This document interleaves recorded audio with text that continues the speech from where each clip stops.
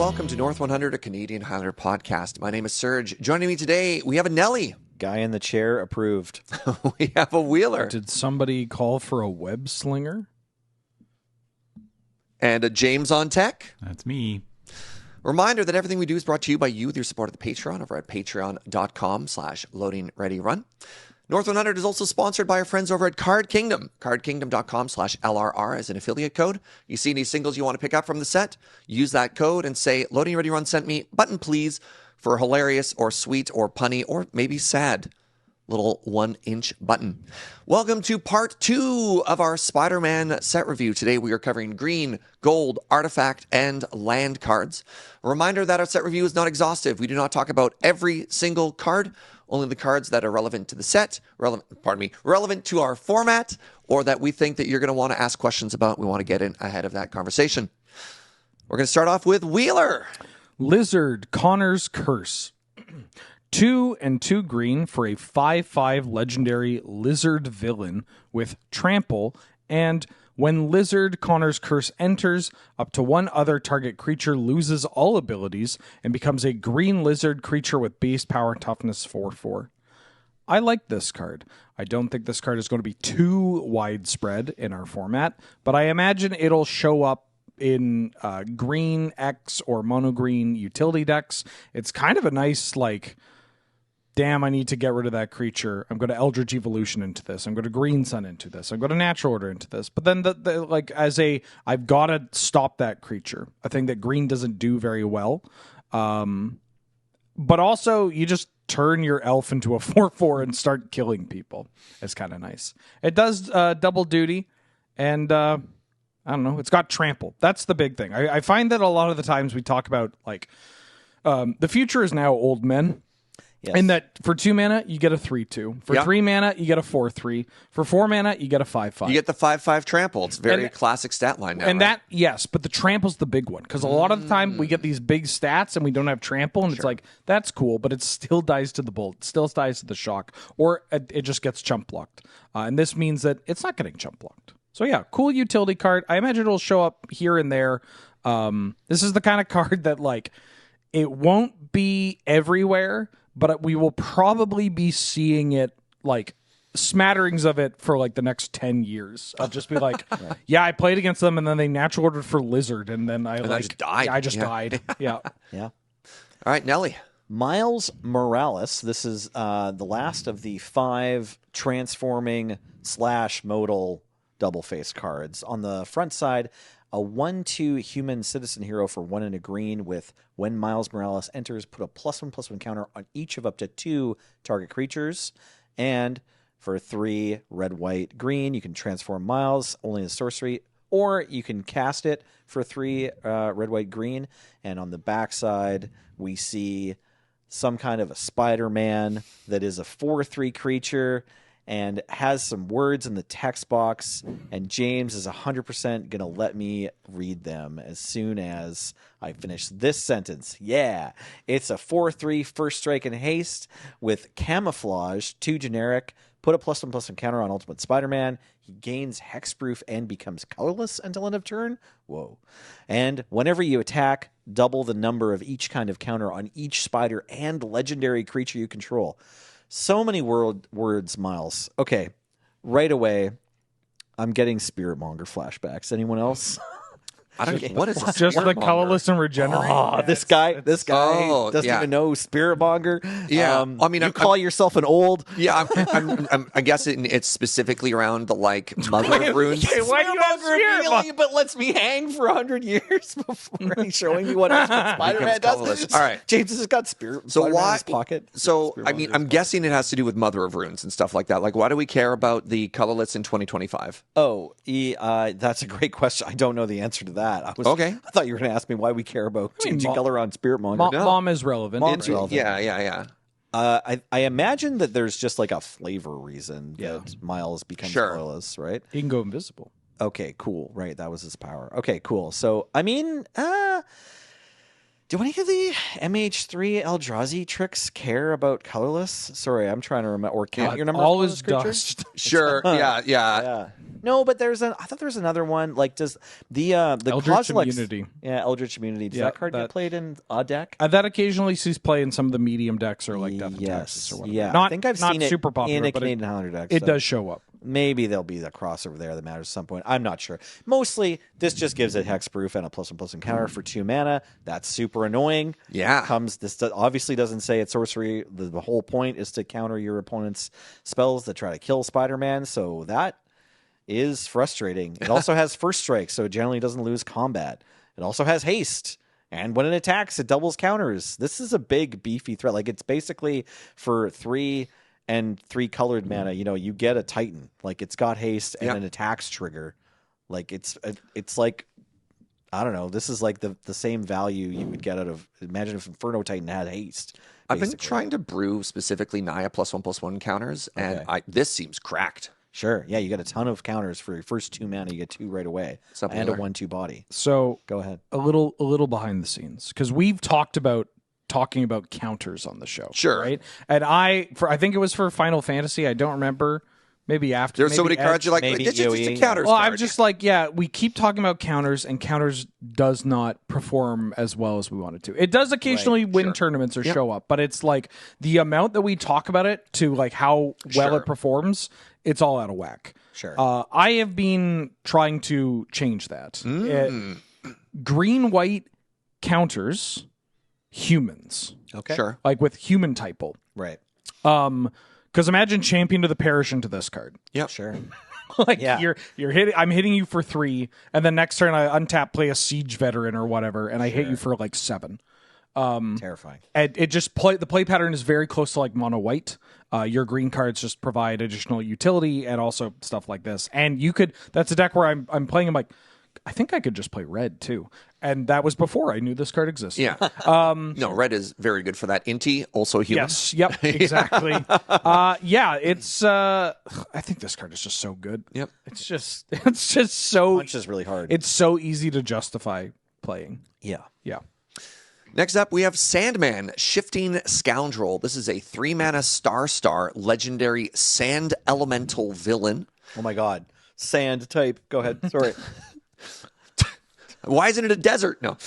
Sandman's power and toughness are equal to the number of lands that you control, cannot be blocked by creatures with power 2 or less, and an activated ability, 3 green, return this card and target land card from your graveyard to the battlefield tapped.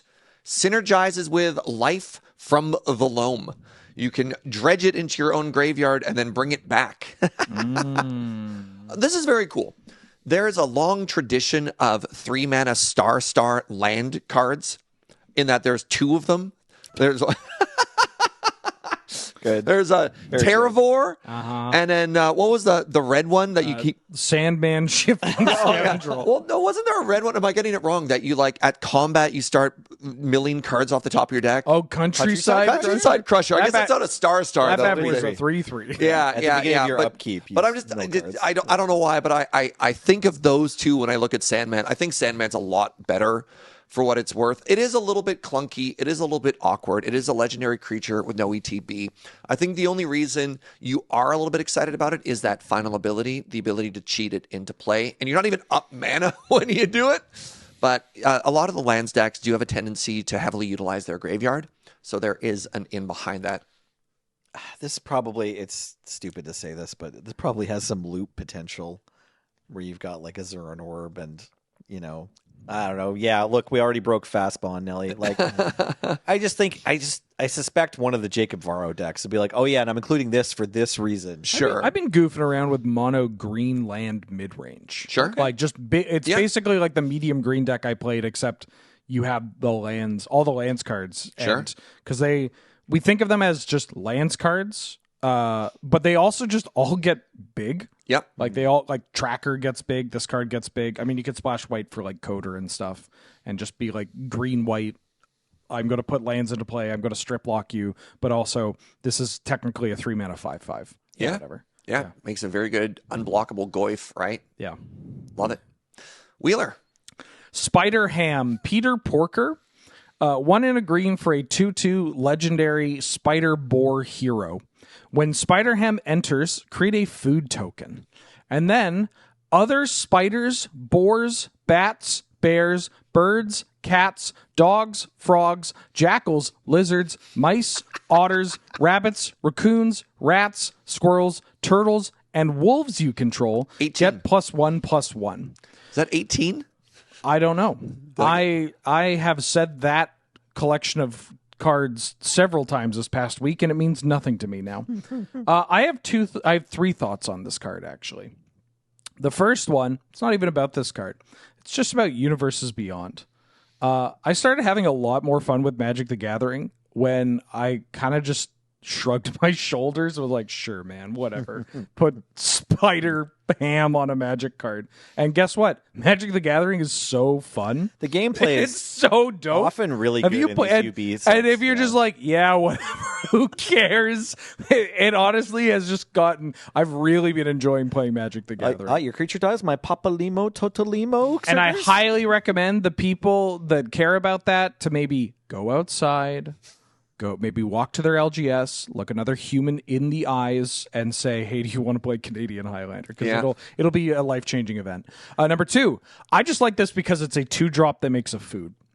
Like 2-drops that we have a couple of them. There's like one from Bloomborough. It's like Baker's Bane Duo, where I'm like, ooh, a 2-drop BTB make a food. Just kind of nice to have. Yeah. Being a legend, the food deck that Serge likes to play always loses to Caracas.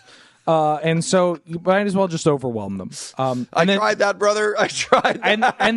And then thirdly, this looks like it's a haha good meme, but this will show up.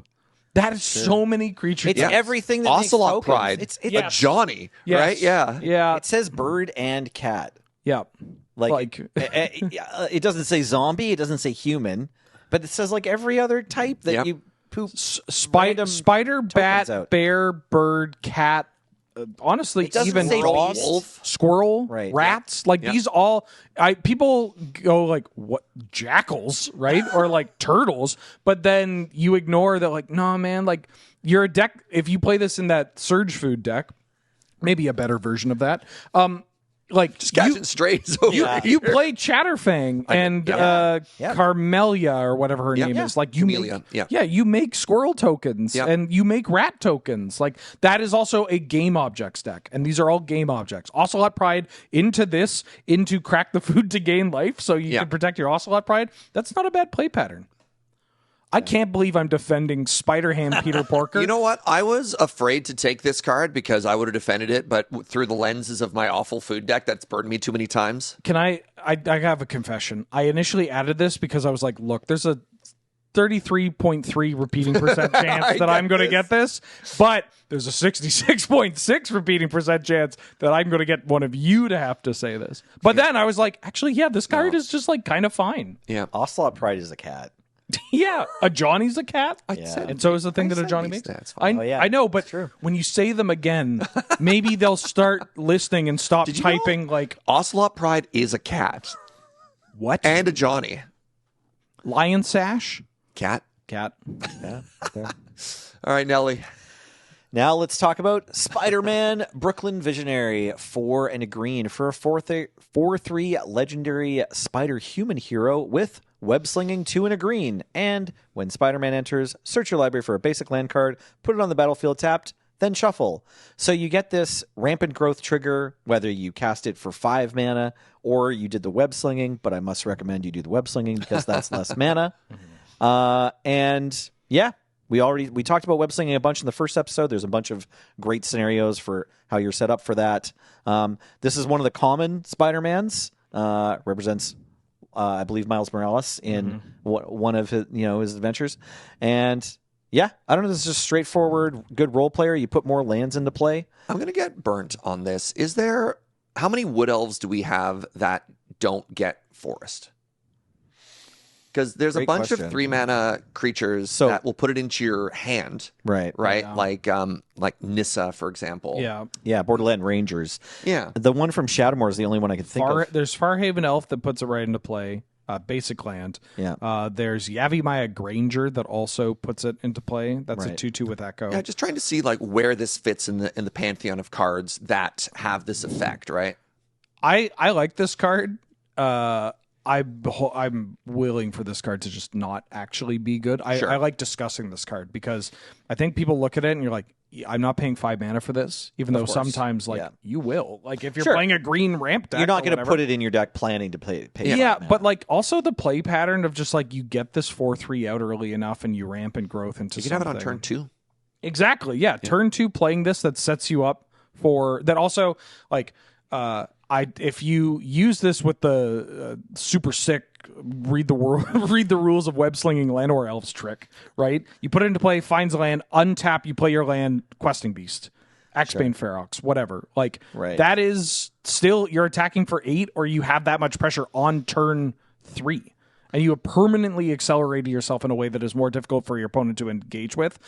And then this also kind of sucks to Caracas, Yeah. as your opponent. It's not nothing. Like it's going to be obviously a big tempo swing, but like if you have enough basics in your deck, you are going to get to the point where it's like, no, I want you to Caracas this so I can like cast the bajillion spells. Just use my mana. And web slinging lets you do a lot of multi spells, a lot of doing weird things.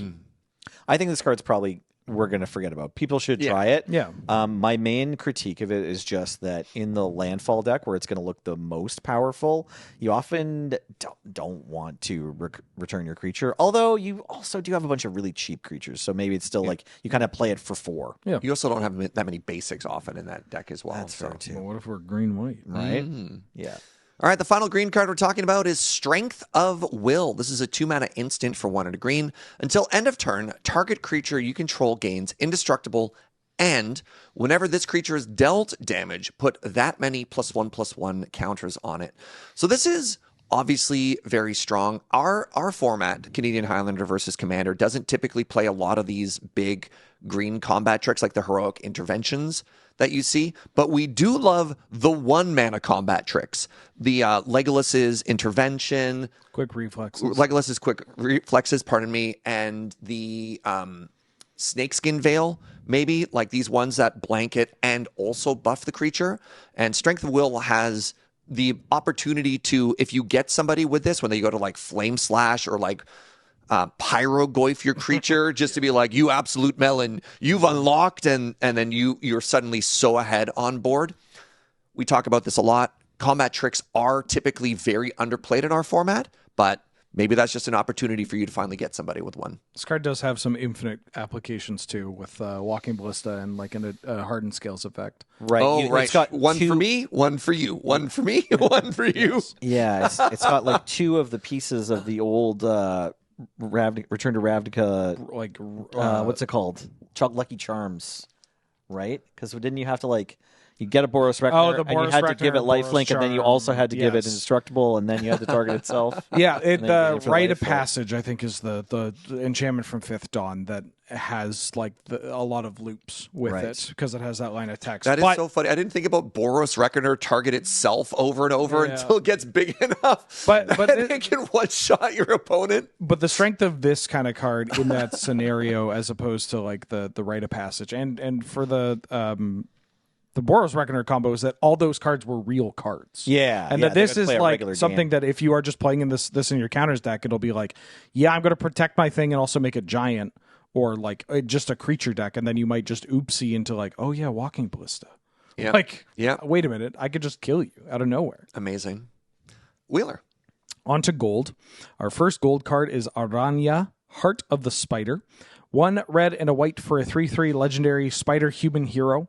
Whenever you attack, you put a 1/1 counter on target attacking creature. And whenever a modified creature you control deals combat damage to a player, you exile the top card of your library. You may play that card this turn. This is a card that I've kind of been struggling with because I look at it and I'm like, yeah. Like it has, that Lelia, that Inti kind of vibe, even like the Anam Pakal of like, I'm playing this pre-combat. I get to attack. I get to, make a thing bigger. She doesn't have to attack. I have to attack with something.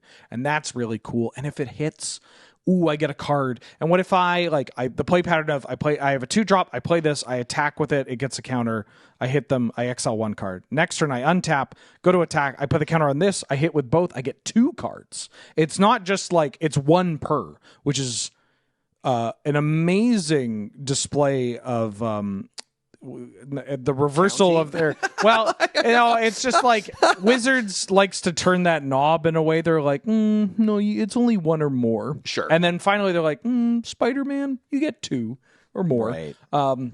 They unleashed this one a bit. Yeah. This is a case of I like everything on the card. I like what it's doing, but I struggle to find a spot where this is like a little. I mean, maybe I'm. I struggle with these kind of new cards because my old head brain is like, this is just going to die to everything. Sure. But then the games where you don't deal with it, you lose. Well, you're literally just talking about like Naya potentially splashing red for humans +1/+1, and that is literally every word you said is on this card, right? I've had this thought actually somewhat recently. We did record some North 100 showdowns where I played a deck with a lot of creatures. And in fact, I took that deck and added even more creatures. Oh, wow. And for the recording. Oh, okay. And my mindset was the most frustrating games I run into in Vintage Cube are the ones where I'm against a creature deck and I look at their hand and it's just all creatures. Yep. And I think, why aren't you giving me room to breathe? Why don't you respect me? Like, it has not to talk about a different game, play but a kill spell, you coward. Exactly. It has the Street Fighter vibes of like, what do you mean you woke up and like critical arted me or whatever? Where you supering me you constantly. like woke up EXDP. Like, you didn't think I was going to block? Like, what do you mean? Like, that's the stupidest thing. And when I see this kind of card, I'm like, and part of me, I'm like, it's just going to die. But like, there are games where they don't have that removal. Yeah. There are games where the best play pattern is just play another creature. Just keep playing creatures and keep overwhelming. If I may as well, the second ability I feel is what is lacking the most in density for the counters deck. And we've had this back and forth before. You're like, no, just make your creature big. You just win with keyword big. But I feel that there's a couple of cards that give you card advantage from that +1/+1, and that's that little bit of extra go button that lets you fight through those removal spells. That's what this humans deck accomplishes, which is why I'm so drawn to that. And so I guess maybe that green-white version that I was like, it could play red, should play red, and this is one of the reasons why it should play red. Okay. Nelly. Now let's talk about Carnage Crimson Chaos. 2 black-red for a 4/3 legendary symbiote villain with trample, and when Carnage enters, return target creature card with mana value 3 or less from your graveyard to the battlefield. But it gains this creature attacks each combat if able, and when this creature deals combat damage to a player, sacrifice it. Which is a really interesting clause. It doesn't give the creature haste. It doesn't say this creature can't block. Okay. But it does say it must attack each turn, and when it connects to a player, then you have to sacrifice it. And finally, Carnage also has Mayhem for a black and a red. Okay. So in the first episode, we talked a fair bit about how the black-red X and just black-red decks have had more and more push lately for these kind of card flow, rummaging, looting styles. Like there's a bunch of value you get out of either filling your graveyard for Delirium or just putting threats in there that you're going to hit with Reanimate, or playing, actual flashback cards, actual madness cards, and now these new Mayhem cards. So there's a ton of scenarios and applications where Carnage is going to be fantastic. A little better late game, but still doesn't ask too much of your mana. Obviously Carnage prefers for there to be a target for the ETB, but even if there isn't, I have had a game recently where I just had thing on turn 1, and then turn 2 I have a way to discard for free, and I just play this for 2 mana. I mean, 2 mana 4/3 trample. It's still just like, hey, this is a 2 mana 4/3 trample. Welcome to 2025 Magic. And I was very happy with it in that game. No complaints. Go ahead. One of the things that I love, and this is just my little brain, I love that it doesn't exile the creature after you sacrifice it, because what is that? There's that keyword that bring it back, but if Finality counter. the finality counters Or Unearth does that too. yeah, you know, finality Unearth counters just make me sad, right? Because I just want to recur my things forever. I don't want to win the game of Magic. I just want to make a machine that loops creatures over and over and over. And Carnage is very respectful of this desire. so good at that because look, it puts it back in the graveyard for you to recur again. Yeah. Yeah, pretty cool card, honestly. I could see maybe wanting to play this in Mardu Initiative. I know that deck's fallen out of favor a little bit, but that was a shell that just liked to use a lot of kind of the Unearth style effects, like the reanimate effects that target small creatures. Obviously, Jund Delirium, this fits in pretty well. You get back your fear of missing out or whatever is in there. You could put it in the Grixis deck, the Reanimator deck. Any of the decks that are playing all these discard cards things. It's a good mayhem card. It's just not a bad card to pay 4 mana for. No, Even that, yeah, even that, yeah. Like, What's the red black Gear Hulk? Cole Stoke, Right? Gearhulk. It's 5 mana. Yeah, but still, yes, right? That's what I'm talking about. Yeah. And that one exiles the card after. Yeah, that's a bigger body too, and it's an artifact. But yeah, I agree. You're getting kind of more juice for your mana on this card. I guess what I that comment I made kind of ties into is that one of the best decks in the format right now is Rakdos. Yeah. Rakdos already plays a bunch of discard outlets and ways of churning through the deck, but Rakdos also is a deck that doesn't mind playing 4-drops, and so like that's a deck. We have a deck that is in the top 5 archetypes of the format that can play this, that does exactly what this card wants to do, provides a bunch of value. And you can even take advantage of the mayhem. Just imagining how oppressive those Rakdos play patterns are, and then all of a sudden, even at the 4 mana cost of oh, you killed my Barrogoyf. Congratulations. Well, I'm going to bring it back, and then I'm going to hit you, and then the Barrogoyf goes away. Okay, well, next turn I'm going to Cold Stoke Gearhulk, bring back Barrogoyf. I was thinking about Barrogoyf the whole time, too, with this, too, right? Yeah. You're like, man, oh, sorry. Or Lelia, or... Slot Pride, Evora, Slot Pride's a cat. Also, Pride's cat. But it's a creature with mana value 3 or less, too. Watch out for this card. It's going to kill you a bunch. Yeah. James, I apologize. Can you scroll over? We can't read the last word in the gold section.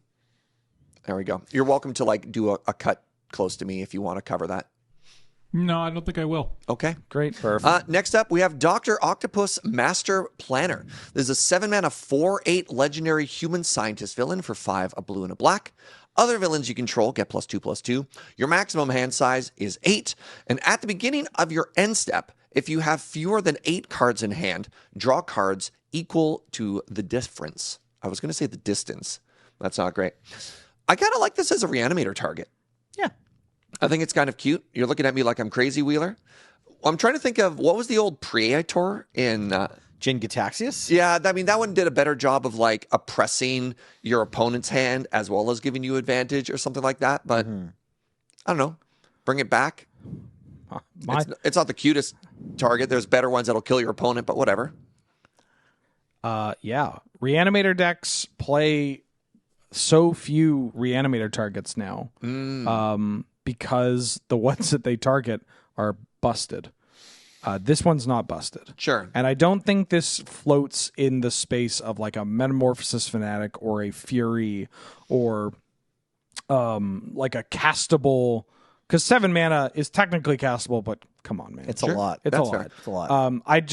I if I'm looking to add another reanimation target to that deck that is vaguely castable, I don't think I'm going to this card compared to other ones. And if I want this effect, I'm just going to play Jin Gitaxias. Was this one that you added to the list as a buyer's beware? I'm I added it to the list because I went through the same conversation that y'all just had in my head, and I know that Nelson wanted to. No, I did. I tried it even in a deck, and I basically went through both sides of this conversation where I was like, this got a bunch of good things. If you wanted to play it, you could, but you're just like, man. And then I tried it, and I was like, this really isn't Gristlebrand. This really isn't Jin Gitaxias. Yeah.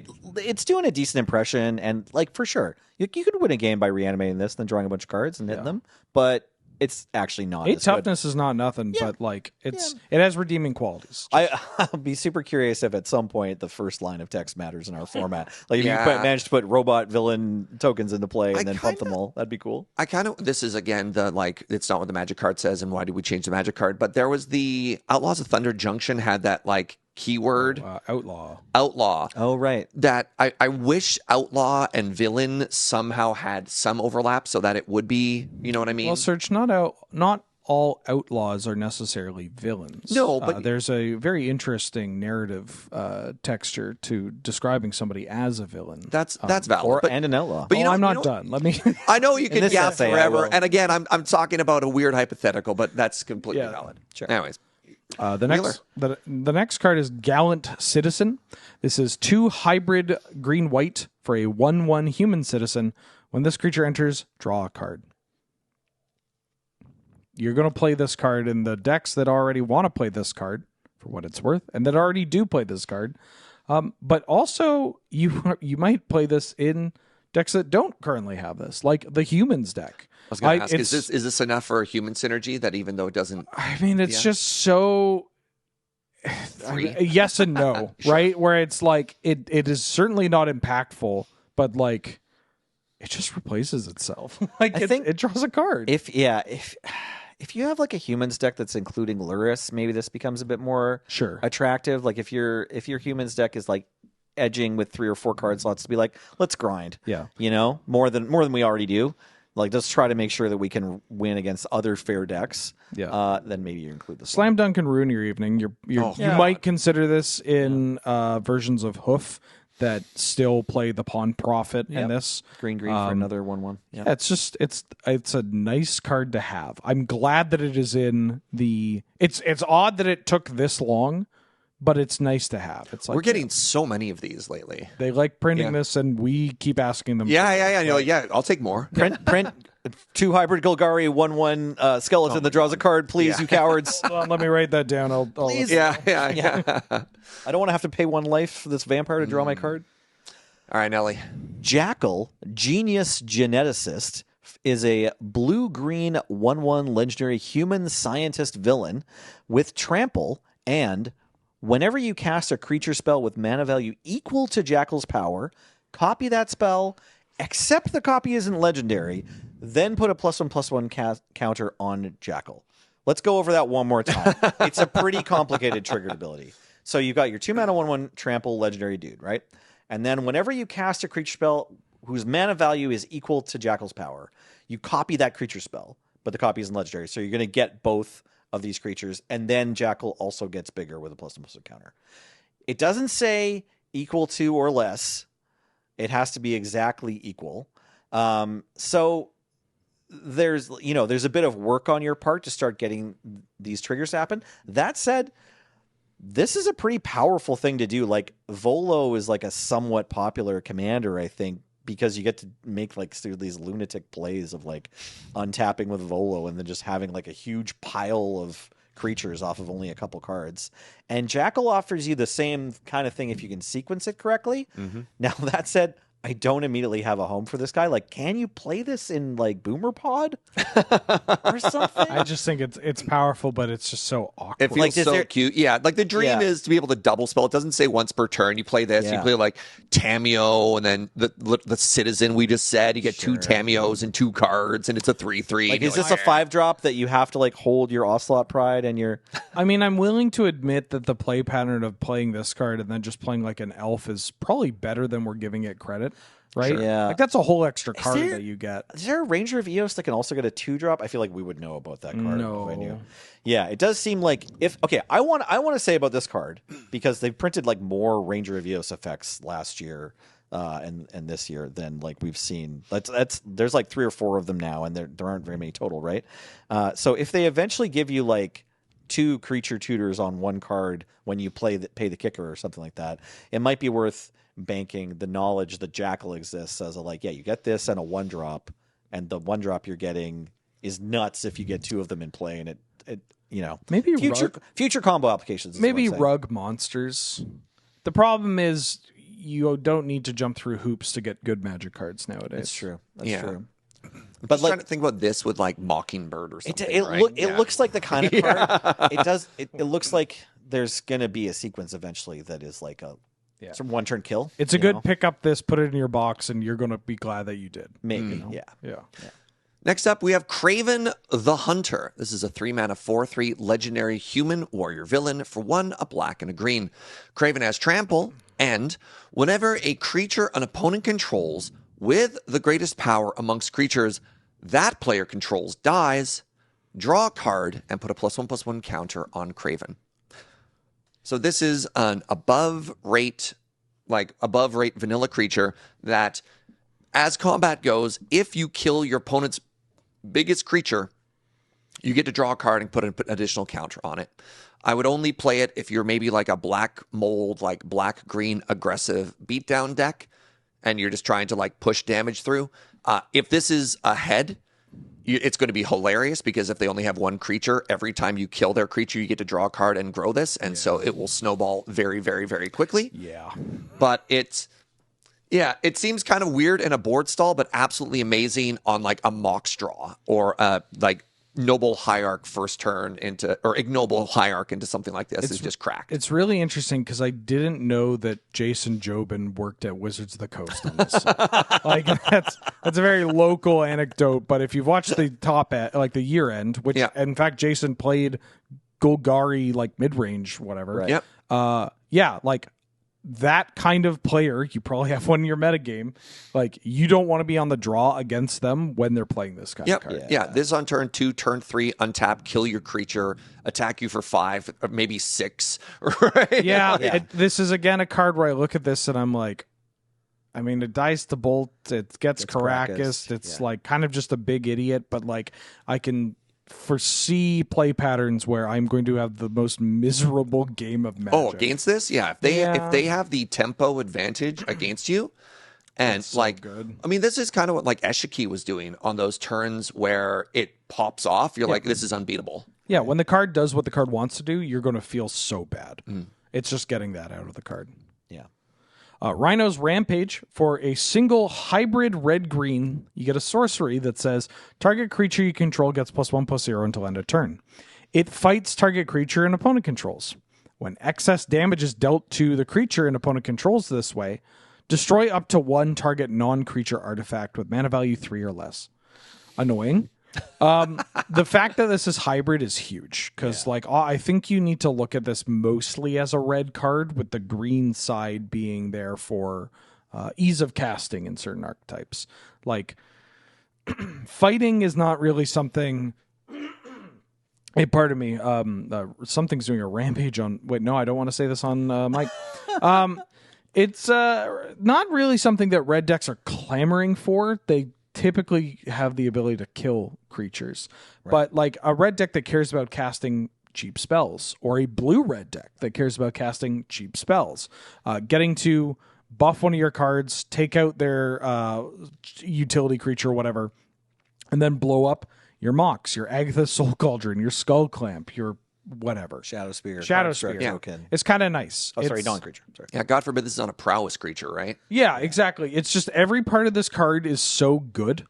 But fight spells have an odd relationship with our format. That's it. I think that this one is very good, but you kind of have to take the initiative of being like, this is a thing I want my deck to do, which sounds like a very weird thing to say, but in Canadian Highlander, you can just look at rate and be like, yeah, I'm playing this. This is the most pushed fight spell we've ever seen. Yeah, it's really good. Yeah. All right, Nelly. Scarlet Spider, Ben Riley, I think. Yes. No, yes. Ben Riley comes first, James. There are 2 Scarlet Spiders. It's really confusing. I learned about this during my set review. He's a clone, and then there's another clone.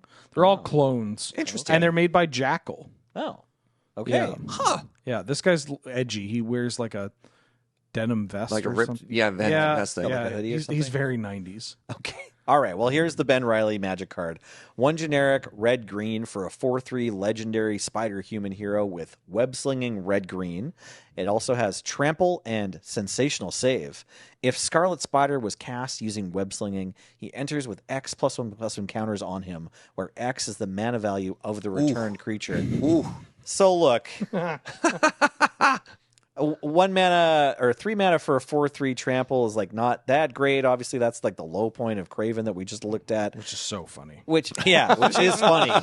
It's funny that that's the world we live in, especially if it's legendary. So you're really not hoping for that. So just put other creatures in your deck, and that way you can do the web slinging. In which case, this is wild. Like 2 mana for like an 8/7 trample. Yep. Like that's too big. This thing is too big and has trample. Aw, dang it. I got to recast my broadside bombardiers. Like, or no. what? I got to protect my broadside bombardiers. I know we don't play Thragtusk anymore, but I'm just missing those effects of like an ETB and a Leaves play trigger with web slinging. I mean, it'd be very funny if it was impactful enough to make like that card exactly come back. Right. No, that'd be There you go. There's my Boomer Magic player moment. All right. I also low-key miss Thragtusk, although I didn't when it was popular. Yeah, I miss Thrag. I missed Thragtusk because it was at a time where I felt like my card evaluation was on point. It was like, hey, you want It to was so easy to know it was good. play Thragtusk. Yeah. You're like, oh man, why'd you lose? Not enough Thragtusk. Didn't put 4 Thragtusk in my My deck. opponent cast Thragtusk and I didn't, and I lost the game of Magic. They resto angeled their Thragtusk. There Oh. was nothing I could do. I lost because they drew more Siege Rhinos than I did. It was a simpler time. Anyways, Scarlet Spider's very big. Yep. Yeah. That's it. Cool. Let me talk about other Scarlet Spider. This one's name is Kane. 2 mana, 2/1 legendary spider human hero for a black and a red with Menace. When it enters, you may discard a card. If you do, put a +1/+1 counter on it, and it also has Mayhem. So, for the archetypes we've been talking already that synergize with discarding, this card is both an enabler and a payoff for that shell. It's very good played in that deck. I love paying 1 mana for a 3/2 menace that also potentially sets up the other parts of my deck. Yep. Oh my This, god. this card has big. It's turn 2. Storm is 3 energy. Yeah. All right, Wheeler. Silk Web Weaver. 2 green and a white for a 3/5 legendary spider human hero with web slinging for 1 green and a white. Whenever you cast a creature spell, you create a 1/1 green-white human citizen token. And 3 green and a white. Creatures you control get +2/+2 and gain vigilance until end of turn. This is a bit of a tougher nut to crack. It is very clearly a powerful set of words, and you could see a world where this card hits the table as early as turn 2, and you can't do anything about it. That 5 toughness is exceptionally annoying. It's so big. It's just really big, really tough to deal with profitably. Then you just get to recast whatever you brought back to your hand as per web slinging, and you get another 1/1. And then because you're in green, you have this mana sink that says you win the game. This card is so good, and I am upset that I will not get an opportunity to play it. It speaks to a green-white go wide deck that isn't really tokens. Like it obviously makes a token every time you cast a creature spell, which is like a area of deck design that, although Silk is obviously great at it, I don't know if we have. I can't wait have to a whole lose deck. to Jason Jobin. Yeah. Playing this card in Bant tokens. I'm going to be like, wait a second, man. Yeah. We need more Jasons out there. And for people that don't know who Jason is, he's a local player that is very good and kind of caused a worldwide resurgence of token strategies. It's not only that he's good, but he's a like a fringe deck builder. Yeah. But unlike me, who's a fringe deck builder, he also wins tournaments. yes. So I'm out there trying to push boundaries. Like look at food, which apparently people have made into a real deck, just a completely different build from mine. I digress. That wasn't you. You didn't. Have you not seen my Time Seed food deck? You didn't invent that though. That's true, but I refined it. I refined it. But yeah, this is the kind of card where it's just like, I don't know if I'd play it, but if it showed up in my hand, I'd be really excited. Right. I put this in my deck. God, thank you, pass me. Even Put this in Vintage Cube, cowards. Yeah. Oh yeah. Even casting for 4, it's actually not that bad. Yeah. I mean, you don't want to do that, but that will happen, and your opponent will be like, oh, okay, great. And the beautiful thing about this is it fixes the problem that a lot of the green creature decks have late game is like, what do I do when I get my elf? And you're like, well, you get 2 bodies with it now. Yes. And that just makes the activated ability even better. So it just smooths that out really well too. Yeah, there's a card that was in one of the Innistrad's more recent ones called Torrens that kind of had that line of text and also training. Sure. And the hands up if you remember what training means, and also if you remember Torrens. So that's where some of the hesitation comes from, right? Is that like we've seen this before at that cheaper rate and just didn't show up, but this genuinely feels pushed and has kind of solves the problem of like, well, what if I don't draw the creatures? It's like, well, then you just put the mana in the ability. Put the fries in the bag, bro. Smack them. God, I love bag with vigilance. All right, Nelly. Okay, I want to talk about Spider-Man 2099. Blue-red gets you a legendary spider human hero that's a 2/3 and has double strike and vigilance, but it also has from the future. You can't cast Spider-Man 29 during your first, second, or third turns of the game. And at the beginning of your end step, if you've played a land or cast a spell this turn from anywhere other than your hand, Spider-Man 2099 deals damage equal to his power to any target. Okay, just a ton of things going on with this card. But the first thing is it's terrible because you can't cast it for your first 3 turns of the game. We need to get out in front of that. So, I don't know how many blue-red decks have played Ether Vial lately. That doesn't even accelerate it that much. So you have to wait until basically turn 3 to do it, so you get 1 turn ahead. But yeah, you are restricted on this card. That's a huge downside. It's huge. It's very big. Let's not ignore in a it. format with Moxen that deliberately try and set you ahead of the pace of the game. Right? If you can play card that give all other cards flash, you might somehow get this on your opponent's turn because it says during your first, second, third turns. Doesn't say anything about trying to cheat it out other way. Yeah, I mean, obviously, it's a 2-drop. You're not usually planning to put it in with sneak attack, but in Canadian Highlander, you get up to Through the Breach mana. It's possible. I mean, if you're playing Through the Breach, you might be trying to play Through the Breach before your 4th turn of the game in those decks that play those cards, right? Before your 4th turn of the game in Canadian Highlander is not when you're trying to set up anymore. It's where you're trying to figure out how to close. So that is a huge drawback. And I don't know of any deck that it immediately slots into that's like, I will definitely deal with that. Instead, you have to play it in decks that are comfortable planning to play it on turn 4 or later. And then once you're in that territory, some sort of Jeskai, Grixis, Teamer, bigger, slower deck, like this thing packs a ton of punch for only 2 mana. It's a double striking Vigilance 2/3 that deals damage equal to its power to any target every turn and your end step that you can manage to just play a spell from the top of your library or from exile or from your graveyard. Yeah. Things that blue-red can do pretty often. Yeah, all the colors and all the decks are doing that a bunch. Yes. So that part, like satisfying the trigger to get the extra damage, really not that hard. Your deck is probably already doing a bunch of that already. Yeah, go ahead. I've kind of been obsessed with blue-red prowess.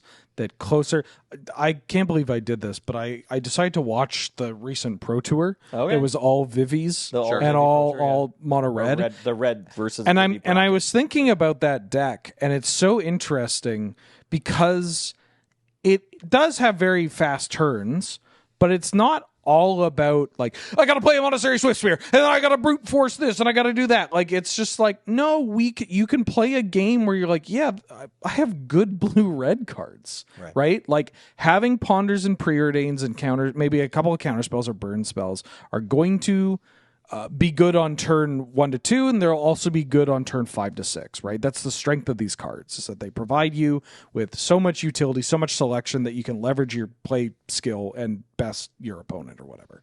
And so those games can go long.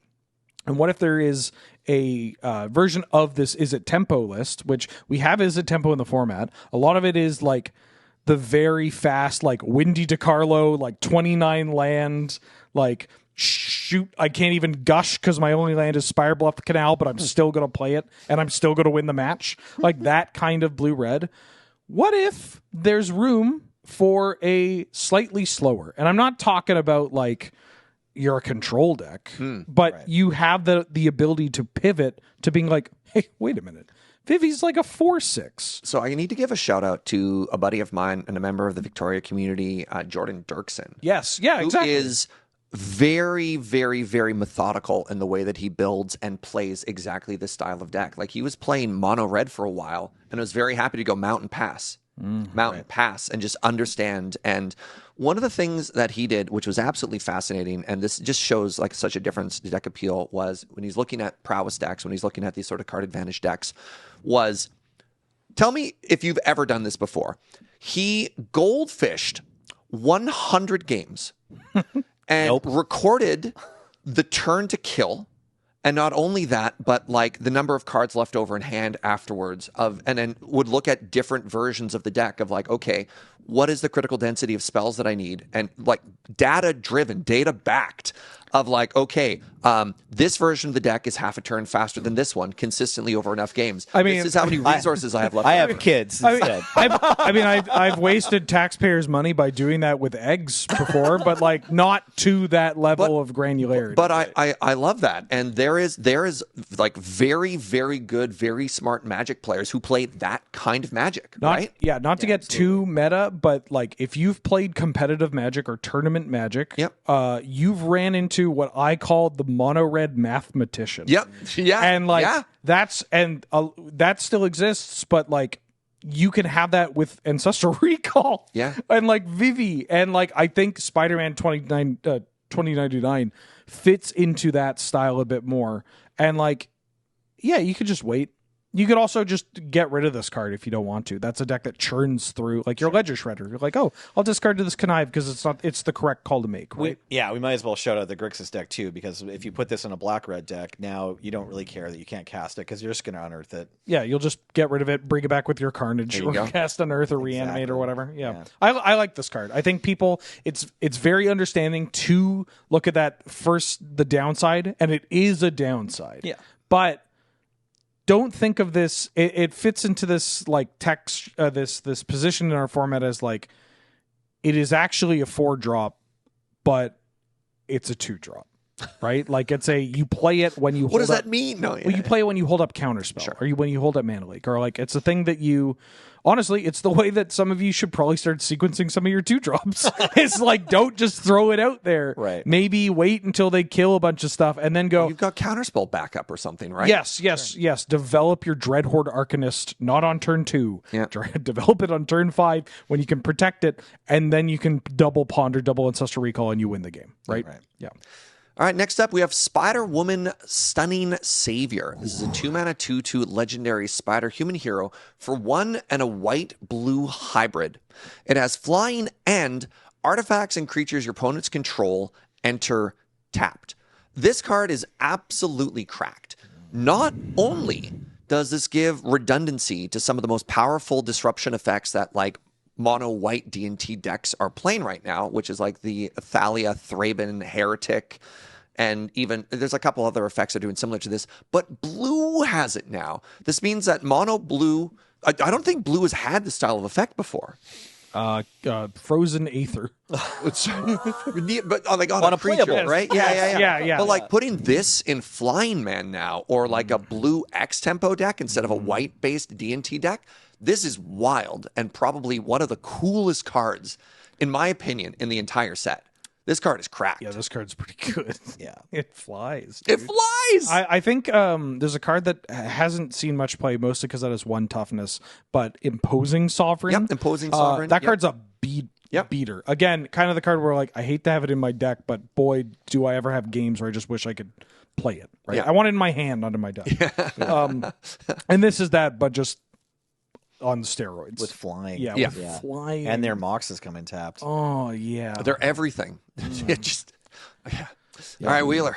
Superior Spider-Man, 2 blue and a black for a 4/4 legendary spider-human hero.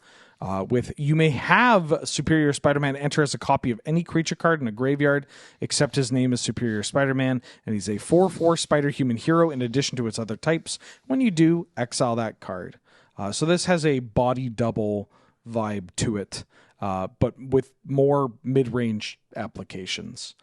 I like this card. I'd like to try. This is the kind of card that I don't think you can get a read on it, and this is the unfortunate case of Canadian Highlander is like you want to test out a card, you put in your deck and you don't see it across 10 games. Yeah. And then you get a card like this where like I feel like I'd want to try it over like 50 games to get the vibe, because like it is 4 mana, but that is a powerful ability. Yeah. Like often if it's just copy, like even if this card is just like copying like an Ice Fang Quotal or whatever, drawing a card and then having flying. Can we take a second to appreciate that it's in any Any graveyard. Like that's absurd, And, right? and it's a replacement effect. It's not a triggered ability, right? There's a trigger of exiling the card, right? It's a when you, Yes. it does come into play as a copy of this, and then when you do, Right. there's a triggered ability to exile. So that's also graveyard hate. yeah. Yeah, that's called a reflexive trigger. So Yeah. yeah, if you're curious about playing around this or whatever, if it resolves, it'll come in cloning the Gristlebrand in your opponent's graveyard,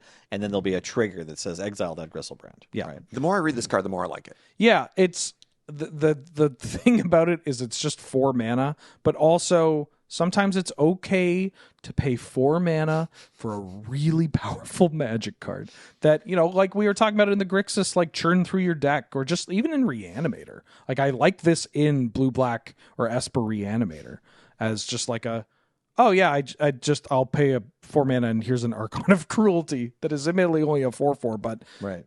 I mean, 4/4 exile your opponent's Troll of Khazad-dûn or whatever. Yeah. Right? Like, that's Yeah. fine. Get an Ocelot Pride that Yeah. you killed. Yeah. Right? Yeah. Like, yeah. Card's annoying. Body Double's a really powerful effect, but that's a 5 mana card. 4 mana that is always a 4/4. Yeah. A lot easier to justify. And this one, yeah, and it says any graveyard. Again. Yeah. Yes. One more Any time. graveyard. Ocelot Pride's a cat. Melly. The next card I want to talk about is Symbiote Spider-Man. 2 and a Dimir hybrid for a 2/4 legendary symbiote spider hero. That's funny because like the type line is almost the same as the name of the card. With whenever this creature deals combat damage to a player, look at that many cards from the top of your library, put one of them in your hand and the rest into your graveyard, and find new host, which is 2 and again a blue black or hybrid, so same as the mana cost of the card, and exile this card from your graveyard. Put a +1/+1 counter on target creature you control. It gains this card's other abilities, activate only as a sorcery, and it doesn't say until end of turn. Yeah. Okay. Crucially, I know there was a lot of words we read. There's a lot of like Magic player words on this card, right? You're familiar with reading words like this, sentences like this, and you'll regularly miss something. This doesn't say until end of turn. So when you exile Symbiote Spider-Man from your graveyard and you make your, City Pigeon or whatever into a 2/2 that domes them and then looks at 2 cards from the top of your library, put one in your graveyard, one in your hand. That happens forever as many times as you can hit them. This is an interesting one. It, to me, feels like on rate, like power level wise, it's kind of on the borderline. Like I played a Grixis deck recently that was trying to put lots of cards in my graveyard. This one, I just was a little nervous because like it doesn't have haste, it doesn't have any protection. You do get something if they kill it. 2/4 for 3, no flying, no menace. I'm a little concerned. I don't know if this deck has a home that it's going to get to permanently live in, but the upside is pretty high, kind of like Kraven the Hunter, right? It's like when you do connect with it, it's like it fills your yard and draws you cards. This is my hear me out of the Yeah. set. Oh, Okay, right. that's I fine. got to hear me out for this too. Oh, go ahead. I mean, Ophidian. Okay, yeah. I mean, I was going to be a little more. No. It's Remember funny when because Ophidian was playable? Ophidian was Well- a 3 mana 1/3 that drew a card, and this is so much more. Take your back pills. I think the reasons that Overlord of the Baelmerk and Barrow-Goyf are so powerful are not only because they kill you, but because of the card advantage they represent. Not only the card that you're putting into hand, but also the cards that are continuously filling your graveyard over and over and yeah, over. the ability is great. And this just gives redundancy on those. I mean, it doesn't hit as hard as the other two, but it is doing a very good impression of that. That's my hear me out, because it's good both in the graveyard and in those roles. Yeah, I think this card rules. I am such a fan of this card, and I get that it's an Ophidian, and so I'm addicted to Ophidians. And maybe we've been riding the high on the fact that the last Ophidian they printed is one of the most powerful creatures in the entire history of This Magic. the Gathering. also gets around Orcish Bowmaster because it's not a draw. Yeah. 4 toughness, getting around Bowmasters. And I feel like this card, it's so funny because hybrid is like really good for gameplay here, but really bad for people trying to like figure out where they're playing this. Because you can play this in so many different decks. That's true. Right? That's like, true. Yeah. Like you look at this card and I tell you, yeah, I'm playing this in Golgari. And you get this visceral like, how do you do that? It's like, because I tap it for a black. Like I tap a black for this. because it costs a black. Like if this was mono black, would you like it more? Like if you didn't see the blue in the frame. No, this is for Nelly. If it was monocolored, I think people would be more willing to try this out. Because it's funny. just, I think that they're thinking with limitations that they are setting in their own brain that don't exist. It's not good enough for a blue deck. You're like, okay, play it in a black deck. Well, it's it's good for blue too. I know. No. Yeah, at the baseline, the Ophidian ability, like it's good in any scenario where you can either give it like unblockable or you can just clear the path, right? Like if you can just regularly make attacks where they don't have a blocker, or this like can't be blocked because of some other ability, or blocking it's bad because you have another creature that's the same as this where they have to block that one. There's scenarios where in playing games of Magic the Gathering, this gets to connect. I'm just so down to play this in like a 2 to 3 Moxen deck, or like a Mox Soul Ring deck. Like I would try this in Rakdos, although it's pretty glutted on 3s. But like I'd like this in blue black. Krakus who? Back to basics. Harbinger of this. Like I'm thinking about all the Spider-Man cards that probably should have been in my blue-black deck right What now. about in Blue Moon? Yeah, you could, right? Yeah. This card in Blue Moon with all the deal 3 damage to everything cards that deck has played in the past. I don't hate that. This is Slagstorm. I do have. There are cards. Usually they're 3-drop creatures. Yeah. Where I look at them and I go, how screwed is my opponent if I have Force of Will in my hand with this? Right. And there are some creatures where it's like, if I have Lelia Force of Will, where it's like, okay, this is bad, but for some reason I still feel like I just got to deal with the Lelia. The way that this card operates, it's just if I play this and my opponent goes like untap, try to kill it, I'm like Force of Will. Then I'm like, oh, I won the game.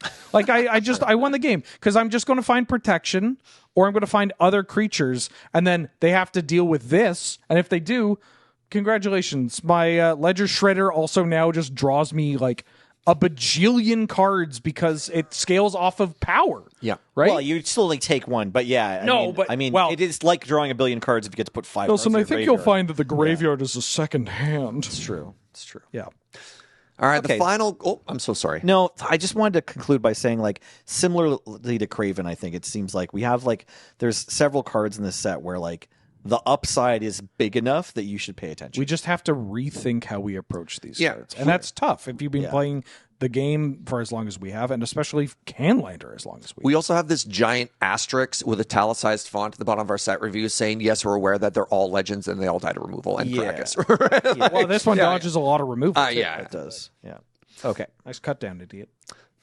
Final gold card of the set is the Ultimate Green Goblin. This is a 3-mana 5/4 for 1 and a Rakdos hybrid, legendary Goblin villain. Goblin? At the beginning of your upkeep, discard a card, then create a treasure token. It has Mayhem. This is doing a fascinating example of Rotting Regisaur, but is randomly a goblin. Mm-hmm. Yeah. You can play Rotting Regisaur in red now. I'm having kind of a hard time seeing where you want to play this, but I love that this exists. I love that it sets up like the Mayhem sort of stuff. It gives you card disadvantage, but gives you mana acceleration for it. And it's just big. I think you just have to treat this as like a Rotting Regisaur. I can't imagine. Maybe you treat it as though like it's going to be still castable in like Rakdos or whatever. But sure. Like, I can't ever see a world where I'm playing this in a deck that doesn't have black.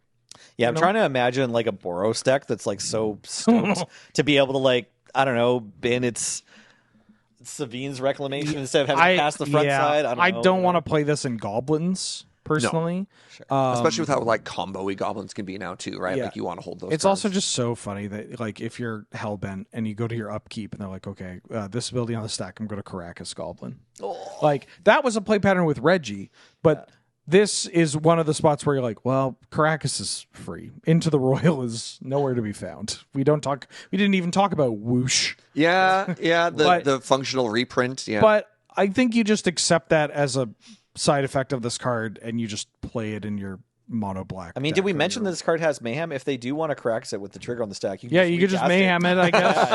And you get another treasure token. Maybe that's intentional. Ooh, actually, They were thinking of us. Never mind. I'm into this card. I'd play this in that aforementioned Rakdos discard. I'm going to have 0 cards in hand, and I'm going to love every second of it. The weirdest thing. The thing about the Rakdos deck is I don't think it has 0 cards in hand, right? Like it feels. Well, it has 0 cards in hand, 5 cards in exile. Sure, yeah, right. Like like that deck has so much card advantage that you never feel like you're top decking, right? I'm so glad they put upkeep before draw step. It's just like, I get a card. I do want to criticize this card a bit more. It's like, it obviously feels a lot like Reggie. It doesn't have as much power, which is too bad. And I want to focus on that more because it's this kind of like big splashy effect on a rare card where it's like, hey, there's a big downside here. You have to discard a card every turn that you want this on the battlefield. And unfortunately, it's 3 mana for a 5/4, which just isn't that big a deal. It's not even that big. It's not big enough to be like, wow, this is worth the drawback. So if you're playing this card, I think you're going to need to find something to do with that treasure token that's like really wowing us, because unfortunately this card just doesn't seem good enough on rate. Reggie, just 6 toughness is a lot of 3 mana 7/6. Yeah, it's easier to cast too because they went 2 generic and black. Ancient 2 mana. Reggie just kills you in 2 hits. Basically. This you need more and dies to more, but redundancy is important, right? Sure. Yeah. Sure. All right, Nelly, start us off. Let's talk about an artifact from the set. Oh, did you want it? It's Bagel and Schmear. No, this wasn't my card, right? Oh, that's fine. Talk about the bagel. I don't care. I'm going to talk about the bagels because I love bagels. Wheeler just was eating. I literally just ate this. For breakfast. It's a good card. That's fine. 1 generic mana for an artifact food with share, 1 white, and tap and sacrifice this. Put a +1/+1 counter on up to 1 target creature. Draw a card. Activate only a sorcery. Or Nosh, 2 and tap and sacrifice this. You gain 3 life and draw a card. So the new, most delicious looking for sure member of the kind of candy trail, nutrient block style of cards. They seem to like enjoy lately peppering in an occasional food. It can be in any set. All the creatures eat. So a 1 mana food that also draws you a card, kind of like an egg situation. Yeah, exactly. That's why I wanted to offer to let you have it. But this one has a bit of a +1/+1 counters pump your team angle as well. So if you don't want to draw that card, if you don't want to gain that life, but still, you draw a card either way, which is unbelievable. I'm sorry, I forgot. I knew there was one thing you did no matter what. It's, you always get the card back, unless they blow this up. Some of them say when it goes to the graveyard, you get a card. So whatever. Anyways, you always get the card, but if you don't want the life, you can pump your creature instead for less mana. So generally, that's going to be more powerful. Play this in. Here's where I need some help. I'd give this a shot in eggs. It's a little tough because the first one is only sorcery. The second one is whenever. You don't actually need a target. You just need white mana for the share. Up to 1. Great. Up to 1 target. Okay. Yeah. So 2 mana, draw your card. Nice. I might try this out in the Sultai food list, the Sultai food time sieve list that I've been playing, because it is a food and also it just costs 1 mana. It's 1 mana artifact. Those are busted. I think it's a little worse than Nutrient Block because Nutrient Block just draws when it goes to the bin. Yeah, you can sacrifice it to Karklan, right? Yeah. But it's, again, these decks care about redundancy. Right. My biggest issue with this is that the flavor text is nonsensical because it says no fight in New York City was more vicious than the battle over who made the best bagels, and the answer is just Montreal. Right. Yeah. New York. Also, so New Yorkers, we get the impression from the media that it's who makes the best pizza is what everybody cares about. Yeah. And maybe that's Brooklyn Nine-Nine's fault. I don't know. Well, I mean, they care a lot about their bagels, and their bagels are pretty good. Don't get me wrong, but I mean, they're not Montreal. They're bagels. not Montreal. They're bagels, not Montreal bagels. You had go to Outremont and have a real bagel, huh? Yeah. Treat yourself. Yeah. Dang. Before we get canceled, let's move on to the next card. Doc Ox Tentacles. This is another 1 mana artifact. Equipment. Whenever a creature you control with mana value 5 or greater enters, you may attach this equipment to it. Equipped creature gets +4/+4 and equips for 5. There's a lot of other things that lets you equip artifacts for free. In fact, there's an entire archetype around it in red and white. Sigarda's Aid, any of these new cards, and in the Equipment Showdown. So this is basically like a worse but redundant copy of Colossal Hammer. Doesn't make the creature lose flying. Yeah. You're looking at me like I'm a crazy man. Yeah, I think There's a second application of this card. I would argue there's only one, but it is the second app. It is what Right. Serge is likely going to mention afterwards. I don't see +4/+. This is not Colossus Hammer, dog. No, but it's a 1-mana artifact.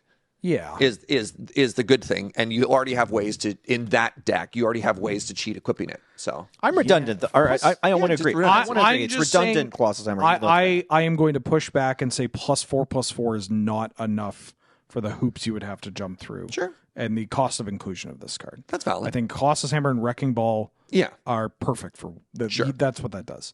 I mean, not to set you up, but the second point that I imagine you're going to talk about, that's where I'm like, actually this rocks. The Mirror Enforcers. Oh, sure. Yeah. Yeah. Goes into Grixis Teletubby. Yeah, it's a 1-man artifact that all your affinity creatures auto-equip, Yeah. and that's also a deck that has a bunch of floating mana, so you can pay the 5. It's a 1-man artifact. It doesn't matter if it doesn't do anything. Yeah, that deck is playing Academy anyway, so actually the equip size isn't that big a deal. Yeah. And the +4/+4 is still pretty relevant because actually oftentimes you're counting in 4s. Yeah. It's kind of sweet. I was just so surprised to hear you shut down the first part that like my brain froze. Yeah. I just don't. Yeah, +4/+4 just doesn't without anything additional. Like Sure. Colossus Hammer is like comical. Yeah, no. The blue-white version of this deck is just like the blue-white affinity. Okay. Yes. Yeah. Affinity. Yeah. Play a bunch of Teletubbies. Put this on Thought Monitor. the Valkyrie aerial unit. or Yeah, whatever it is. Valkyrie Aerial Unit. Hit them for 9. Thought Monitor now draws you 2 cards and it's a 6. The 3/4 from Ether Drift. They all. What if hit the Kappa cut. Cannoneer were even bigger? Yeah. Yeah. Yeah. Basically, don't play this in decks that aren't playing Tolarian Academy. Yeah. But I mean, speaking of that, and then I will throw to Wheeler. We've got Iron my Spider, Stark Upgrade. This is actually my favorite card from the set. Do you want to talk about it then? Yeah. Yeah, go ahead. for it. All right. ahead. Thank you. 3 mana, 2/3 legendary artifact creature spider hero. It has vigilance. It has tap. Put a +1/+1 counter on each artifact creature and/or vehicle you control. And 2, remove 2 +1/+1 counters from amongst artifacts you control. Draw a card. This is wild. So for a very long time, the best card in the older version of like Artifact Beatdown before we got such a massive You're density. going to say best card, and it wasn't, but that's okay. I know what you're about to say. Yeah, was our humble little friend. I can't even remember its name right now. Oh, it's Steel Overseer. Steel Overseer. Oh, okay, that's fine. You're probably. I thought. Chronometon? No, I thought you were going to talk about another 3 generic 2/3, which was just that weird Chief of the juggernaut. Fountain. Ram Roller. Yeah, Ram Roller. Ram thought you were gonna say Ram Roller. I was talking about Steel Overseer. Okay, my bad. Because as far as I know, we've never gotten another Steel Overseer before. This. Yeah, I and think. Steel Overseer just has the ability to make the more old school Terrible cards. affinity style deck, right? Affinity used to like slam every 0 cost, like your Phyrexian Walkers, right? Your Memnites and your Ornithopters. Like that was the heart of the affinity deck. Still do, dog. Yeah. Before it got into like the bigger deck, like the Kappa Cannoneer style deck, like I feel like there's been a big shift about it. But Steel Overseer was like the heart of that deck. Because if you could curve out into anything into Steel Overseer and it would just take over the game by itself. Now, what Steel Overseer couldn't do is it couldn't attack and buff by itself. And so it played this weird supporting role where eventually you had to ask yourself, okay, is it big enough that I want to attack with it now? Iron Spider doesn't have that problem. Yeah. It slices and it dices, and then it also generates card advantage, which is great for the artifact deck, which has a tendency to run out of gas. Just imagining WotC being like, hey, we know everybody loves Steel Overseer, but there was a downside. You had to make a decision. We are trying to remove the player's ability to make decisions so that they don't make the wrong decision and then feel stupid. Instead, you just get both. Holy crap. Here's your giant lollipop. But no, it is genuinely a huge quality of life upgrade. Yeah. Like that is a downside of Overseer is like, when do you start attacking? And sometimes you had to do math and then like try to calculate what was left in your deck and try to figure out whether this 3 damage right now was actually not worth pumping itself and the one other creature you had that couldn't attack or whatever. But just stop thinking. It was complicated. The decisions that Serge is talking about from like board states where you not be immediately just winning games of Affinity, like, oh, this is a real game. Those are hard decisions. Is it more important to hit with 2/2/2s or hit with 1/3/3 and have another 3/3 that's tapped and left behind, right? You're like, what? It depends. Yeah. So Iron Spider, my goat from this set. It's a good card. Do you mind if I take this next card? Please take the next card. card. Because I love this card. Yeah, all right. Yeah. No, I want to take the card after this one. Perfect. It's great. Yeah. Steel Wrecking Ball is the last artifact that we have here. It's a 5 generic artifact that says when this artifact enters, it deals 5 damage to target creature. Then you can pay 1 and a red to discard this card, destroy target artifact. When I say I love this card, I mostly hate this card because just stop giving people uncounterable blow up Time Vault or KCI or whatever. But I love the play pattern with this card in Goblin Welder, where I'm just like, you get to free put it in the graveyard, blow up their mocks or whatever, welder it back, kill their creature. And 5 is a funny mana cost because it's like, I can get 5 mana in that deck. You're a Tolarian Academy deck. You're a Moxen deck. Like, you'll cast, or a Workshop deck. You'll cast this for 5 mana and be like, I paid 5 mana to kill a creature. It's Might Stone and the Weak Stone or whatever. Yeah. But then the instances where you're like, oh, this poor Time Vault player. Like, they're like, I have Force of Will. I have Time Vault combo. I can't lose. Yeah, and you're like, Force, Pact of Negation, Dispel. I am ready. They need the stifle. Yeah. It is pretty neat. Obviously, a little niche in where you play it. I think you mostly just want it with the Goblin Welders and whatnot. But it's just very funny. It's adorable. They and keep it's doing this. such a funny looking card, right? Like, very, very This is humorous. such a Spider-Man card. Yeah. Because you get exactly. He's got the zinger, and it's just like, oh, this guy's just right. This guy's like as strong as the Hulk. They gave us the painterly style, and like the set is pretty consistent. There's a bunch of showcase frames, but I think it would have been cool if just for this card in particular, they just were like a comic book panel. Yes. Yeah. Okay, let's move on to lands and talk about Daily Bugle Building. It's a land that enters untapped and taps for colorless mana and filters a generic into 1 mana of any color, and has Smear Campaign for 1 generic and tap it. Target legendary creature gains menace until end of turn. Activate only as sorcery. Okay, so I know it's not the first land. It's not the only land that gives you like benefit for having a legendary creature, but it's the first one I've kind of cared about. This ability is relevant, and it's cheap, and there's no cost to inclusion. It comes in untapped and taps for colorless, which in some decks, you're actually looking for more ways to get those in so you can pay the kicker on your 3 and a green creature that goes and finds land. Sowing Micah Spawn. Thank you. You're Sowing Micah Spawn. That's the most played one. I also actually like the 3 red mana and a Wingding to cast one. I like that. Oh, yeah, the from MH3. The Eldrazi Aggressor or something. Yeah. It gives creatures haste and trample. The blinking one, too, from Oath of the Gatewatch. Right. I think that one Still is good. Underplayed. That card is so good. You know that meme I should call her? Yeah, call the Wingding mana. But it's me. No, it's me looking at Shizo, Death's Storehouse. Yes. Oh, yeah. God, I mean, that card's real. Dog, I've been thinking about those lands, not just because they're from Kamigawa, but like, I think they're good. Right. They're like the red one gives first strike or something. The red one gives first strike, Shinka. The black one, Shizo, gives fear, and the green one gives +1/+1. Oh, the white one prevents damage, and right? Iganjo prevents 2, and the Manamo untaps Tolarian. Those all only just cracked. Those all only target legendary creatures. And honestly, you're right. You're both absolutely right. We live in an age now where people should probably be going and buying those champions. There's so many legendary creatures because you're right.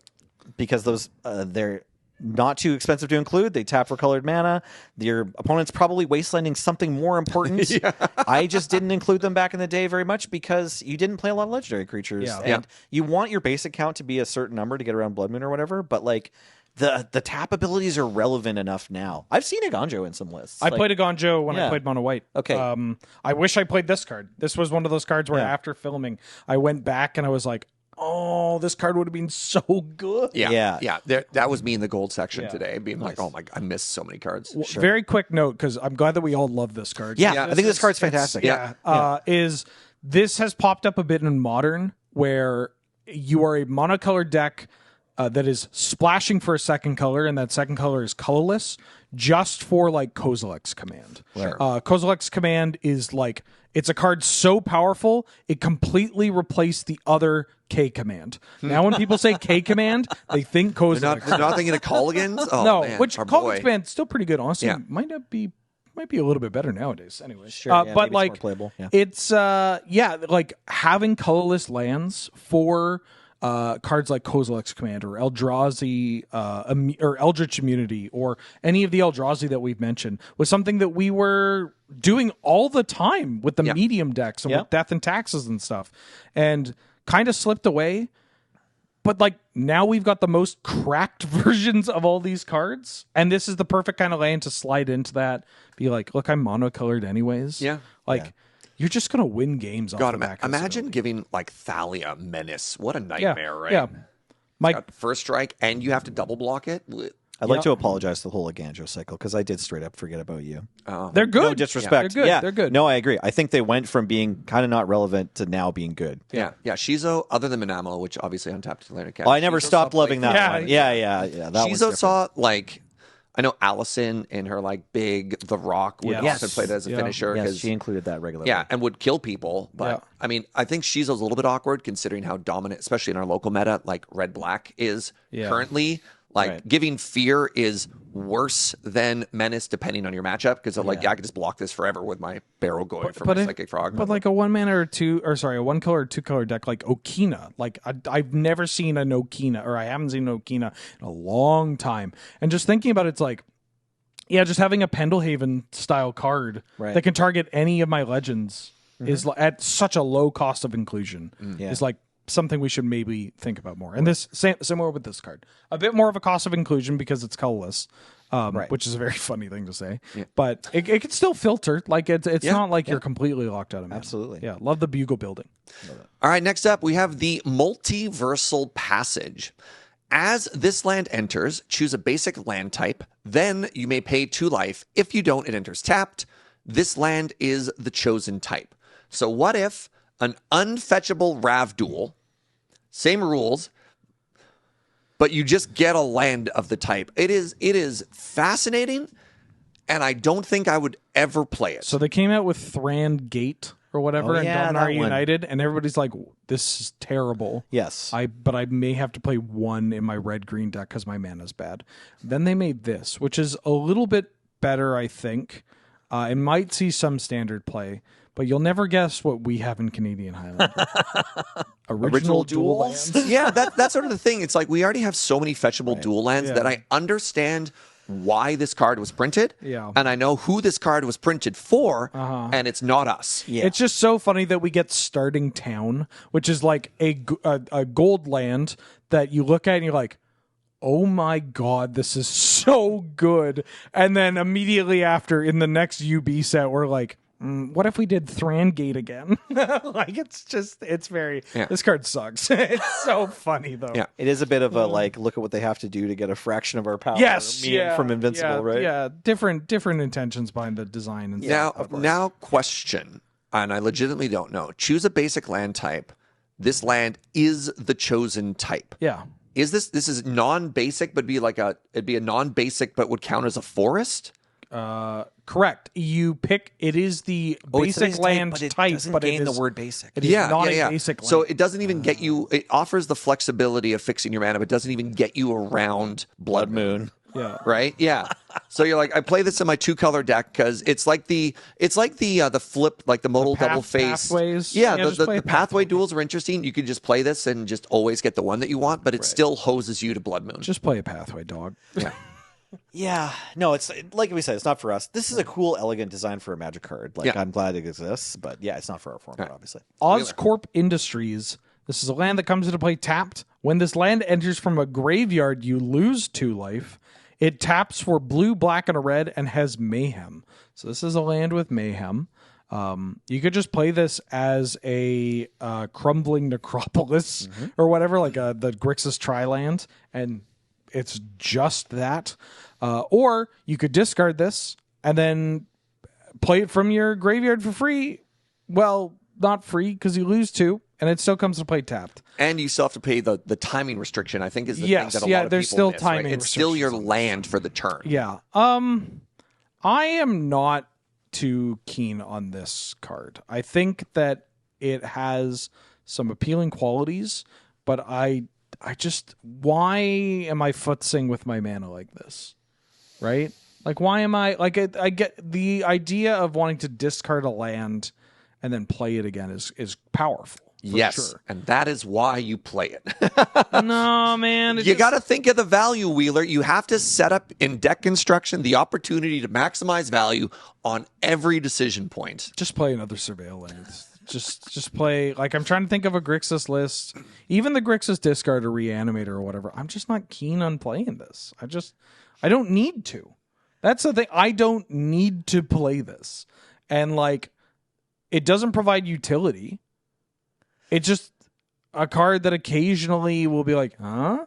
Without providing value beyond a pre-existing card. Here's the thing. When you do mayhem it, you're going to feel like a genius. You're going to feel like a genius. And then you're going to lose 2. And you know what? A lot of us playing, like, specifically Grixis Reanimator or whatever, like that deck, or maybe it's Rakdos, you just want to try it or whatever, like any of the decks where it obviously, like, slots in correctly, like it makes sense to include in your deck, let yourself get it once. You know, you're going to get one of these at the pre-release or whatever. Let yourself play it once, feel like a genius, and then take it out because it's incorrect to include your into-play tap land. Thank you. Unfortunately. Yeah, And I like playing tap lands more than your average Canlander player. Like, right. All our tap land slots are taken. Dog, right my now. Scapeshift list had like 9 tap lands or 10. It was and it was fine, but like this is you have 3 Surveil lands plus like maybe some fast lands, and you want this. This ain't it, dog. Doesn't work with your verges. I'm out. For this reason, I am out. For this reason, I'm out. It doesn't quite satisfy the cost of entry, unfortunately. Yeah. Take us home, Nelly. The last card we're going to talk about today is Urban Retreat. This is another rare land. It enters tapped, like Oscorp Industries, but it taps for a green, white, or blue. But wait, for 2 and return a tapped creature you control to its owner's hand, you may put this card from your hand onto the battlefield. Activate only as a sorcery. This one does not use your land play for the turn. This card is essentially tapped talisman, right? Yeah. It can tap for one of any 3, and it doesn't take up your land play. Of course, it can take up your land play if that's what you want to do with it. You can play it from your hand normally, and it's a Seaside Citadel, right? But it lets you return a tapped creature so that you can replay that creature for value. Just obviously, it doesn't say web slinging on it because that's only on creatures, I guess. And that one instant, right? And that one instant, that's good memory. Good memory. Yeah. I don't actually know why it doesn't say web slinging on it. It does say activate only the sorcery, which I believe web slinging is because also it's you cast web slinging. Right. You can't, it's only on you can't spells. cast the land. Yeah. So guess. that's probably correct. Yeah, in the rules for web slinging it says cast. You may cast for web slinging, and you don't cast lands. Thank you. I would have got there eventually if I thought about it long enough. But obviously, Urban Retreat is meant to be part of the green, white, and blue associated web slinging team, and it's like the land that you get to web sling. So this one's fairly powerful. I think any decks with ETBs that can afford to include this one, still it's going to be one of your lands that you include, and it does always come in tapped. So if you feel like I just have too many tap lands, I can't risk it, that's fine, because there's going to be games where you just have to play it, and there's going to be games where the into play tapped matters, but it offers enough potential upside that I think it is worth it. I'm willing to bet this card will end up showing up more than we even think. Sure, like, I wouldn't be surprised if this you look at this and you're like, oh, Blink, or like a Seeker Walk deck. Right. But the more I've been chewing on this, I'm like, no, I think I just want to play this in like my Bant Beans like control deck, where it's like, I'll just return my Solitude. Turn 1 land elf. Everything you're about to say, I'm thinking. I'm like, God, just bring back your Solitude. You're like, I just want to bring back my Solitude. Yeah. It is only in sorcery, so don't get too lost in the sauce. But even just like, it's got a mode where you're like, turn 1 Llanowar Elf, turn 2, play a land, pay mana, return the Llanowar Elf, play the Llanowar Elf again, and now you have 3 lands in play. Return my Snapcaster, my Acefang Codal, whatever. Yeah. There are so many play patterns where like maybe they're like, okay, well, I'll take the 2 from Snapcaster now, but if they don't cast anything and I just want to clear the board, I'll kill it. And then you're like, attack with your Snapcaster. They take the 2. I'm like, second main, pay 2 generic and return it as a part of the cost. And then they're like, oh no. Yeah. That's and you can't counter that. Yep. It's just an encounterable resetting of an ETB creature. Part of the cost. Yeah. Yeah. And the ramps. and it's a land. Yeah, it's fixing your mana. Yeah, bring back my Thunder Trap trainer. Yep. Ramp myself up so I can offspring it. Yeah. All right, let's move to the closing thoughts of the set. And I would like to go first, if I may. I have never before seen such toxic discourse around any Magic the Gathering set than I have being a person who exists online with Spider-Man. It is demoralizing. And having looked at the cards and having now played with the cards, I think they're just all wrong. Yeah. And I get it. I get where some of the critiques are coming from on having a hobby and like being mad that it's going in a stylistic direction that is different. But when you play with the cards, it's just good, fun Magic. It just is. And that is, I don't know how people are going to react to that take or not, but like give yourself a chance and just play with them. Because like I'm excited to brew with these cards. I'm excited to update my decks with these cards. Yeah, it like when you play with it, it still feels like Magic, man. It's okay if this isn't your primary concern with Magic the Gathering. But for me, personally, I care most about what the cards do and how much fun I'm having. And I have fun when my cards do cool things or if they do powerful things so that I can win in a competitive environment, but also in a casual environment, I feel like I'm making interesting decisions. I don't care if there's a spider pig on it as much anymore because we've jumped the shark. Like, just, it's... Who cares? We already had the Fortnite Secret Lair. We've been through this already. And at some point in time, you kind of have to just stop being a big baby, I think. Personally, if it were me, I would maybe move beyond, associating self-worth with a hobby and seeing it as a personal attack when a company makes decisions to encourage new players to enter the game and then also convert to existing IP off of external IP and, kind of just not be a baby. I did feel the temperature in this room drop like 3 degrees when I was like, I'd like to go first. And you're both smiling and then I hit you with that and you're like, oh. Well, it's worth talking about because the people, and for what it's worth, I don't think our audience is that. And I don't want to make this about attacking people who are attacking the hobby. I will. Yeah. But you don't. No. For what it's worth, I just think there are a lot of people who are making their minds up about something without having tried it. Like, for people to call this the worst set in Magic history before it's even out is baffling to me. It's so fun to play with. It's just such an odd take, and it makes trying to exist online and be somebody who genuinely enjoys the hobby and loves the game, it makes it hard for me secondhand to enjoy this. Like, are people going to yell at me for liking the thing that's out when it's not even... I don't know, man, right? There's room for criticism and to be critical of this kind of thing. Yeah. And do that... But that's not what's happening right now. And in fact, Wizards wants to hear that. Yeah. But they want to hear it after you've wiped the drool from your mouth, right? They want it depends on how you deliver that criticism. And yeah, would I prefer this if there weren't spider people on it, the set? Yes. Do I hate it because there are? No, because it's fun and the cards are good. Yeah. Like, what are we talking about here? Nelson? Yeah, I think Nelson. I don't know. Yeah, Spider-Man is bad. Actually, walks out of the room. I'm not trying to play devil's advocate. I just want to observe that I think a lot of the online discourse you're talking about that's kind of vile comes from a place of people not having even looked at the cards, and maybe we let's just try to examine that, right? Like, the people are upset that the set exists at all, and so I think there can be a nuanced conversation about the validity of that emotional response, where you're like, okay, I want for my hobby to have X, Y, Z, and so if it's not, I should maybe look at that and find out what are they going to do. Is there any place they won't go? And it's like, no, Hasbro wants to make as much money as possible, so there's no IP. Yeah. There's no IP they won't touch. But they want to do that for every set. Yeah. They're a business. They don't care about you. They want to make money, but what they do care about is getting people into the game, and they have said, people that play UB transition to other sets. Sure. Edge of Eternities did well really exceeded expectations. Yeah. Because people bought Final Fantasy and they're like, wait a minute, Magic the Gathering rules. Right. And then they started playing more. That was a banger set. Yeah, a banger set. Yeah. Yeah. I mean, not to turn the final thoughts about No, it's UB fine. discussion, but I think it's a good time to do it because we don't do this at the end of Yeah. every No, one these most of our sets are like set good, set bad, set right. push, set not push. Yeah, like sure.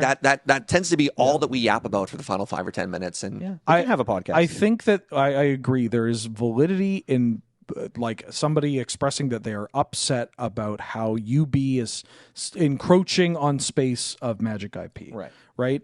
I think where we draw the line and where a lot of people step over this is when they don't know what they're talking about. Sure. And when they don't understand the context of what Yeah. they're talking about. Yeah. And like that sounds incredibly dismissive, and it is.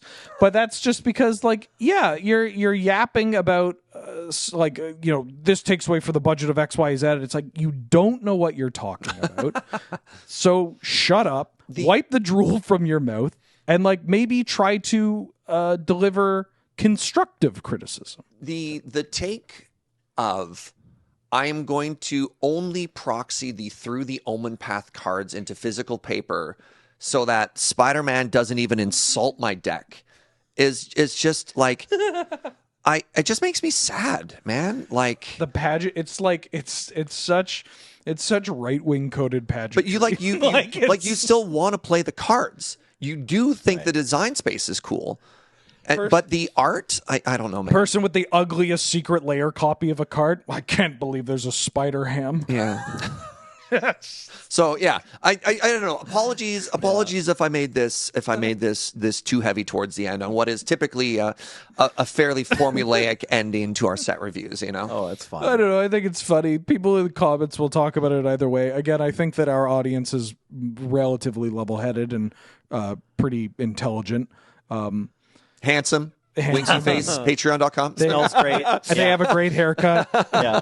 Yeah. This set's good, though, right? This set's great. This set is Yeah. Go ahead. I think it includes a ton of powerful cards, and honestly, the limited play was pretty fun. So yeah, it's a good set. It is like a somewhat straightforward set. Like I think would it's agree a bit. with- It's a bit foundations. You called it a core set, which I Yeah. thought was an excellent way to look at it because the two mechanics they added are both very straightforward. They're both just alternative casting costs.